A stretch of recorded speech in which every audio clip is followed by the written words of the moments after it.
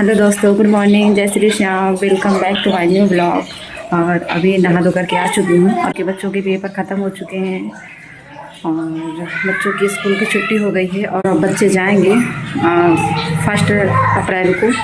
बच्चे अब 1 अप्रैल को स्कूल जाएंगे। 15 मार्च से छुट्टी बच्चों की हो गई है। पूरा अप्रैल जाएंगे पढ़ाई करने और 10 मई तक जाएंगे। शायद 10 मई को छुट्टी बोल दी जाती है। 10 मई तक बच्चे स्कूल जाएंगे। फिर 10 मई के बाद फिर गर्मियों की छुट्टी बोल दी जाएगी बच्चों की 50 दिनों की। सुबह मॉर्निंग में जब मैं उठी थी तो बदली सा मौसम लग रहा था। और खाने में क्या बनाऊंगी? खाने में बनाऊंगी कटहल नहीं, अटहर उसको बोलते हैं अपनी भाषा में हम लोग, क्योंकि वो उसमें बहुत अटहर लगता है बनाने में। तो अभी जा रही हूँ, उसे काटूंगी फिर उसको बनाऊंगी। कटहल की सब्जी, चावल, रोटी, रायता।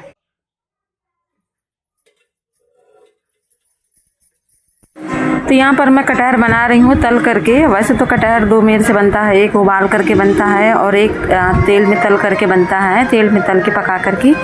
तो मैं यहाँ पर तेल में तल करके बना रही हूँ।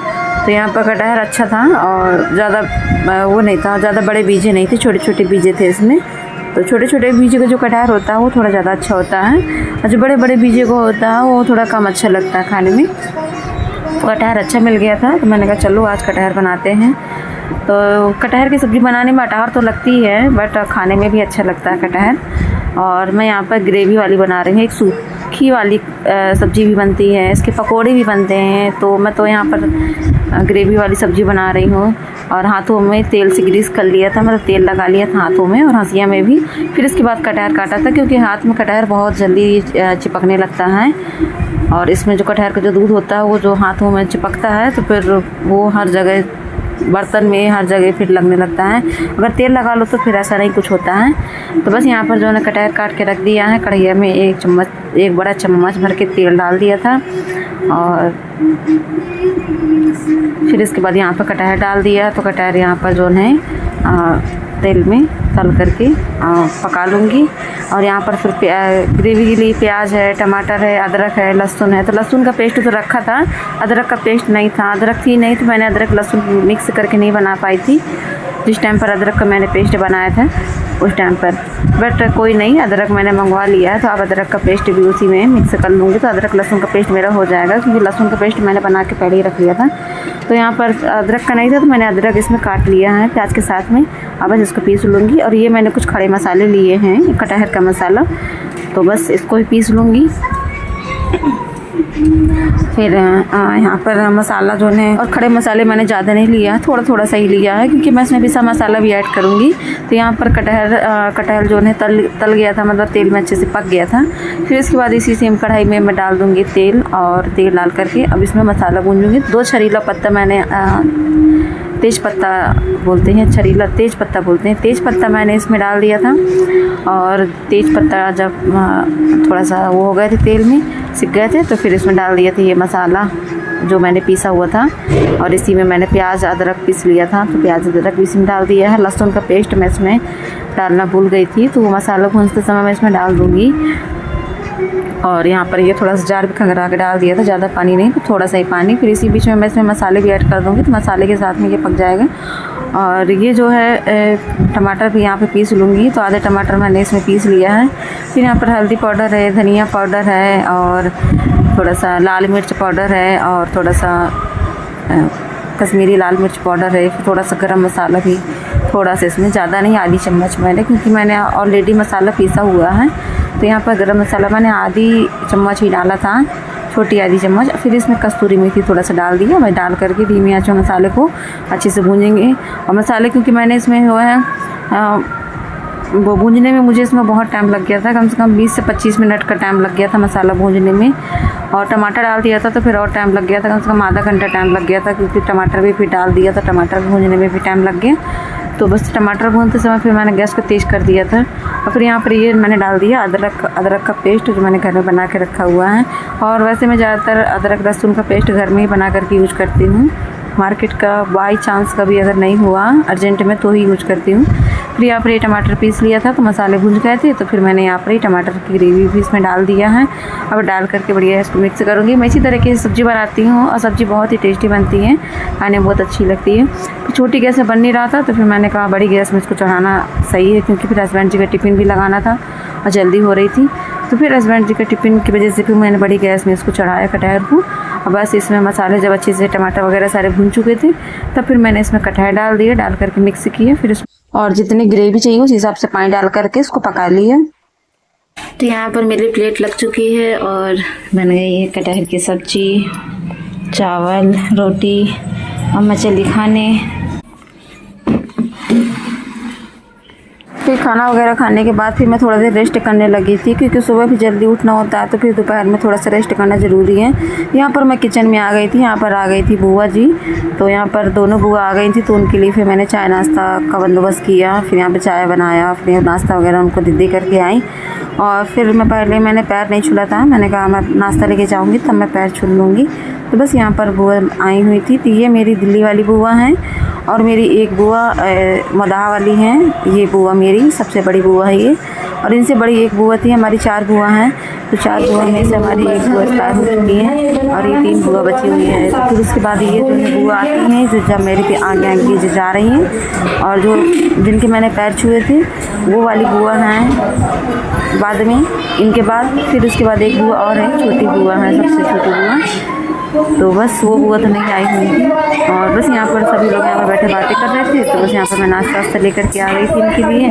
और फिर मैं इसके बाद वापस से मैं आ गई थी किचन में अपना काम करने के लिए, क्योंकि मुझे किचन में जो है दरिया वगैरह भूंज के रखना था।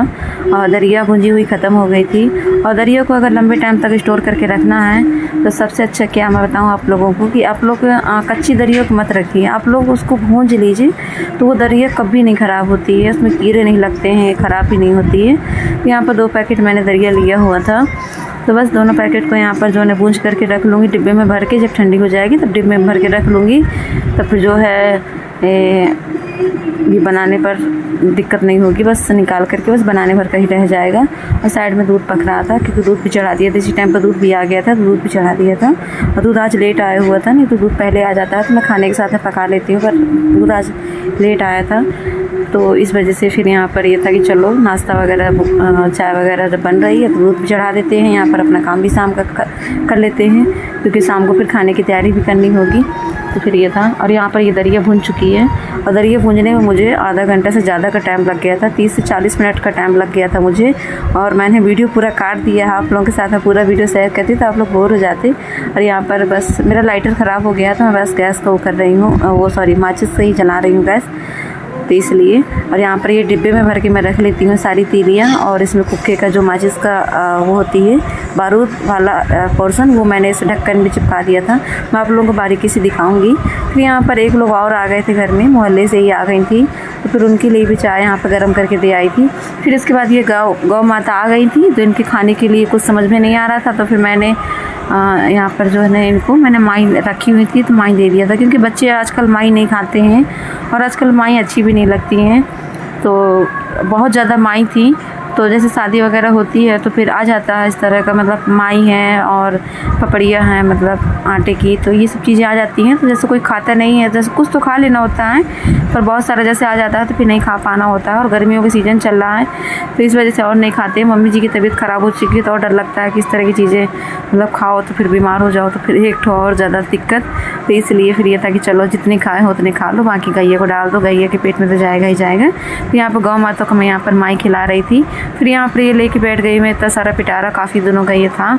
और जैसे किसी की शादी होती थी तो मतलब आ जाता था ये खखरिया वगैरह हैं, ये आटे की मैदा की पापड़ हैं, खखरिया हैं, आटे की खखरिया हैं। तो ये सारी मैंने फ्रिज में रख देती थी, जैसे आती थी वैसे फ्रिज में रख देती थी।